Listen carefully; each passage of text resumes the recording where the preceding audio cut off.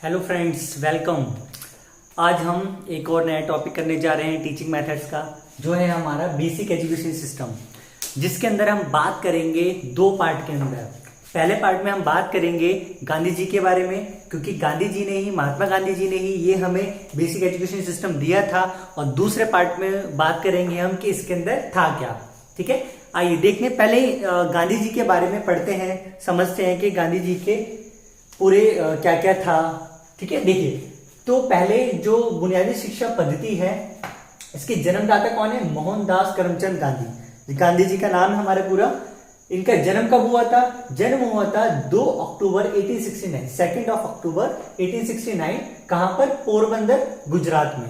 ठीक है, ये हम सब क्यों पढ़ रहे हैं? क्योंकि इससे रिलेटेड कई बार क्वेश्चन आए हुए हैं, इसलिए हमें ये पढ़ना बहुत जरूरी है। देखेंगे आगे। जन्म हो गया। अच्छा, इनके पिता का नाम करमचंद गांधी, दादाजी का नाम उत्तम चंद गांधी, पोता तुषार मोहन गांधी। ठीक है, ये तो था इनका फैमिली। उसके बाद 1893 में सबसे पहले ये दक्षिण अफ्रीका गए थे। ठीक है, एक केस के सिलसिले में गए थे, दादाजी के केस है इनके, तो उस केस में दक्षिण अफ्रीका गए थे। और वहां जाने के बाद उस 1908 में इन्होंने एक स्कूल खोला। उस स्कूल का नाम क्या था? Tolstoy Farm. ठीक है, टॉलस्टॉय फार्म नाम था। ठीक है, और इसके अंदर वो खुद ही टीचर थे, खुद टीचर बन गए। इन्होंने स्कूल खोला और फिर इसमें वो खुद टीचर भी बने। उसके बाद 9 जनवरी 1915 में वो भारत लौटे। भारत लौटने के बाद 1915 में उन्होंने साबरमती आश्रम की स्थापना की। ठीक है, साबरमती आश्रम की स्थापना की उन्होंने गुजरात, अहमदाबाद में। उसके बाद फिर अंग्रेजों के विरुद्ध उन्होंने बहुत सारे मूवमेंट करे, जिसमें से सबसे पहले मूवमेंट था चंपारण सत्याग्रह। चंपारण सत्याग्रह करा 1970 में, जो फर्स्ट मूवमेंट था हमारा।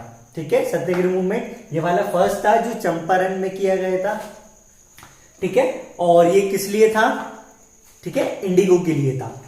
आगे देखेंगे, असहयोग आंदोलन किया गया, कॉर्पोरेशन मूवमेंट 20 से 22 तक हुआ था। ठीक है, उसके बाद फिर दांडी यात्रा यानी नमक सत्याग्रह किया गया, जो 12 मार्च 1930 से 6 अप्रैल 1930 तक की गई। ठीक है, और यहाँ पे वो नमक कानून तोड़ा था जो अंग्रेजों का था। उसके बाद सेवाग्राम आश्रम की स्थापना की। गांधी जी ने सेवाग्राम आश्रम की स्थापना की थी 1935 में। ठीक है, ये कहां था? ये एक वर्धा, महाराष्ट्र का एक गांव है। ठीक है, और इसलिए यहां पर स्थापना की थी इस सेवाग्राम आश्रम की। और इसी पे ही 1938 में बुनियादी तालीम संघ की स्थापना की थी, 1938 में यहां पर। ठीक है, अब उसके बाद जो बुनियादी तालीम है, ये शब्द देखिए, बुनियादी शब्द का मतलब क्या है? ये एक फारसी शब्द है। बुनियादी शब्द का मतलब क्या है? ये एक फारसी शब्द है, और इसका मतलब होता है शिक्षा का आधार।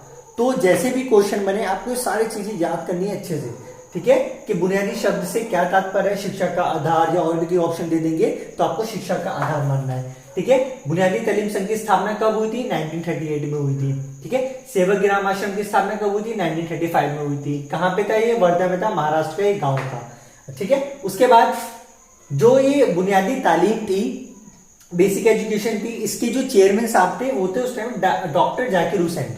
ठीक है, डॉक्टर जाकिर हुसैन साहब को यहाँ पे चेयरमैन पर्सन बनाया गया था इस बेसिक एजुकेशन का। उसके बाद देखेंगे, भारत छोड़ो आंदोलन 1942 में चलाया गया, ये भी गांधी जी था। इसके बाद गांधी जी की मृत्यु हो गई 30 जनवरी 1948 में, और मृत्यु करने के लिए गोली जिसने मारी थी उनका नाम था नाथूराम गोडसे।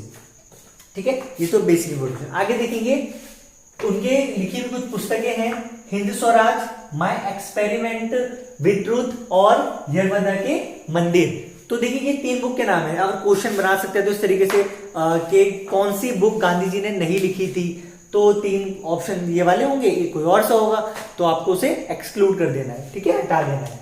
ठीक है, अब इनके आश्रम कौन कौन से थे? तो Phoenix Farm, Tolstoy Farm, Sabarmati Ashram, Sevagram आश्रम। ठीक है, ये 4 आश्रम के नाम है, ये भी देखेंगे। गांधी जी को आदर्शवादी माना जाता था।